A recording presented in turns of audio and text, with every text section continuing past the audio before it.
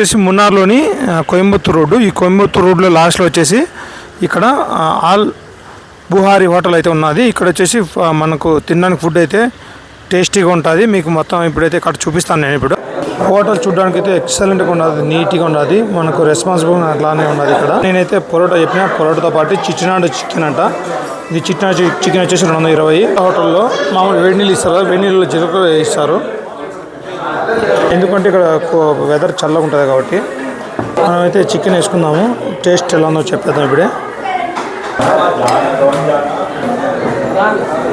ఇక్కడ కేరళలో వచ్చేసి పరోటా చాలా ఫేమస్ అన్నమాట. టేస్ట్ చూద్దాం ఎలా ఉందని.